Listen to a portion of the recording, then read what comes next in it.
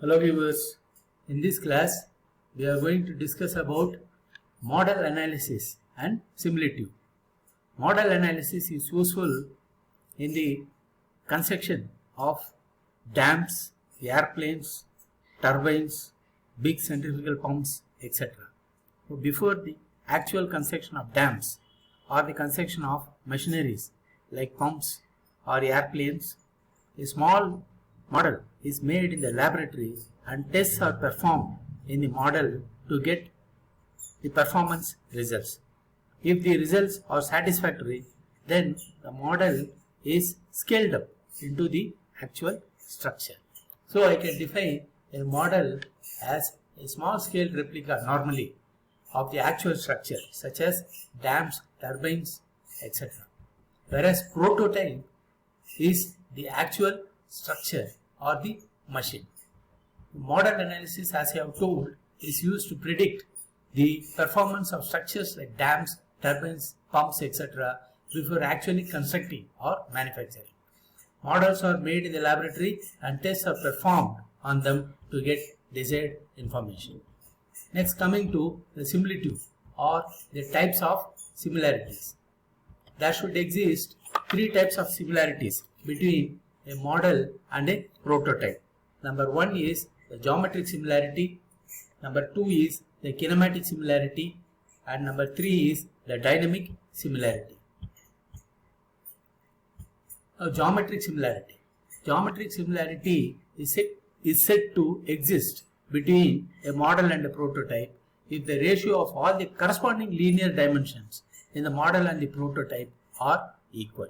For example, the ratio of length of the prototype to the length of the model should be equal to the breadth of the prototype, ratio of the breadth of the prototype to the breadth of the model, and that should be equal to the height of the prototype to the height of the model, and that is called as the scale ratio LR. Similarly, I can write the area of the prototype to the area of the model as LR square as shown in the figure. So it is the similarity of linear dimensions existing between the model and the prototype. Next, coming to the kinematic similarity. Kinematic similarity is said to exist between a model and a prototype if the ratios of the velocities and accelerations at the corresponding points in the model and the prototype are the same. This is called kinematic similarity. For example, Vp1 divided by Vm1, that is the velocity at a point 1 in the prototype divided by the velocity at the corresponding point 1 in the model. This ratio should be equal to the velocity at point 2 in the prototype to the velocity at the corresponding point 2 in the model should be equal to Vr. This is called the velocity ratio. Similarly, I can write for the acceleration ratio also as given here. Next comes the dynamic similarity. Dynamic similarity between the model and prototype is said to exist if the ratios of the corresponding forces acting at the corresponding points in the model and the prototype are the same. For example, the ratio of inertial force in the prototype to the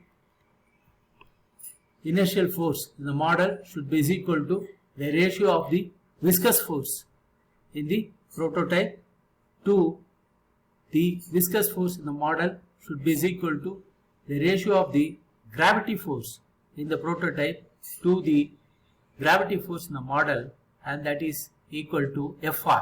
This is called the force ratio. Now we will see the types of forces acting in a moving fluid. Different types of forces act on a moving fluid. Number one is the inertial force Fi, which is given as mass into acceleration. Number two is the viscous force Fv, which is given as shear stress into area on which it acts. And number three is the gravity force Fg, which is equal to mass into acceleration. Then the pressure force Fp, which is equal to pressure into C cross-sectional area. Number 5 is the surface tension force Fs, which is equal to surface tension into length of surface on which it acts, and the last one is the elastic force Fe, which is equal to elastic stress into area on which it acts. Now coming to the expressions for the inertial force, we know inertial force Fi is defined as mass into acceleration. Now I substitute for mass as density into volume.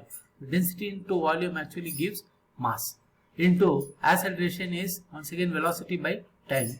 This I rewrite as density into volume by time into velocity, or density into volume by time is nothing but a discharge.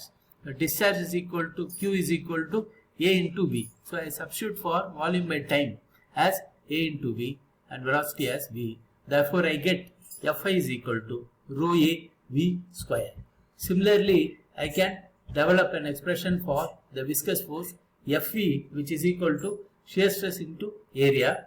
Shear stress is nothing but tau into area on which it acts is A. So tau into A. From Newton's law of viscosity, I can substitute for tau as mu into du by dy into A, or I can write Fe is equal to mu into V by L into A. So this is the expression for the viscous force. Next come to the gravity force Fg. Fg is once again equal to mass into acceleration. So I can write mass as density into volume, then into G, or I get gravity force Fg is equal to rho L cubed G, where L cubed is equal to A into L, or A I can write it as L square, or Fg becomes rho ALG. Next is the pressure force Fp. Fp is equal to pressure into area on which it acts. Therefore, Fg is equal to P into A. Next comes the surface tension force Fs. Fs is equal to surface tension into the length on which it acts. Therefore, Fs is equal to sigma into L, where sigma is the surface tension. Elastic force Fe is equal to elastic stress into area. So I denote elastic stress as K. So Fe is equal to K into area. A is once again equal to L square, or Fe is equal to KL square.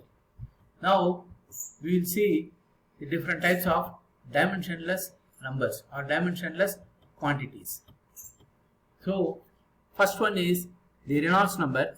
Reynolds number is defined as the ratio of inertial force to viscous force. That is, NRE is equal to Fi by Fv. Now substituting for Fi and Fv, NRE reduces to dV rho by mu. So this is one important dimensionless number used in pipe flows. Next comes the Froude number, NFR. Froude number is defined as the square root of the ratio of inertial force to the gravity force. Now substituting for Fi and Fg, we get NFR is equal to V by root of Lg. Similarly, we have Euler's number NEU, which is equal to square root of inertial force divided by the pressure force. Now substituting for Fi and Fp, we get Euler number NEU is equal to V by square root of P by rho. Similarly, Weber number is defined as square root of the ratio of inertial force to surface tension force. Again substituting for Fi and Fs, we get Weber number NWE is equal to V divided by square root of sigma divided by rho L. Next one is based on the elastic force Mach number NMA, which is equal to square root of the ratio of inertial force to elastic force. Again substituting for Fi and Fe, I get Mach number NMA is equal to V by square root of K by rho. But square root of K by rho is equal to C, which is nothing but the velocity of sound in the fluid. Therefore, Mach number NMA becomes V by C. So if Mach number NMA is less than 1, then we call it as subsonic. NMA is equal to 1 means it is sonic, and NMA greater than 1 means it is supersonic. So depending upon the type of forces involved, problems on model analysis can be solved. For example, we'll take Reynolds model. We know Reynolds number is defined as the ratio of inertial force to viscous force. So whenever viscous forces are predominant, we resort to the Reynolds model. A typical example of Reynolds model problems are flow in pipes. So we will see an example of pipe flow problem. The problem statement is a pipe of diameter 1.5 meter is required to transport an oil of density 900 kg per meter cube and viscosity 3 into 10 power negative 2 poise at the rate of 3000 liters per second. The tests were conducted on a 15 centimeter dia pipe. So this is the model. Using water whose density is 1000 kg per meter cube and viscosity is 0.01 poise. So find the velocity and rate of flow in the model. Now clearly this is a Reynolds model problem because viscous forces are predominant in pipe flow. Therefore, I equate the Reynolds number of the model to the Reynolds number of the prototype. So I know all the quantities here, the ticked quantities, except Vm and mu p. So I rearrange Vm by Vp. Vm divided by Vp is equal to, I rearrange and substitute the values given in the problem. I get the ratio Vm by Vp is equal to 3.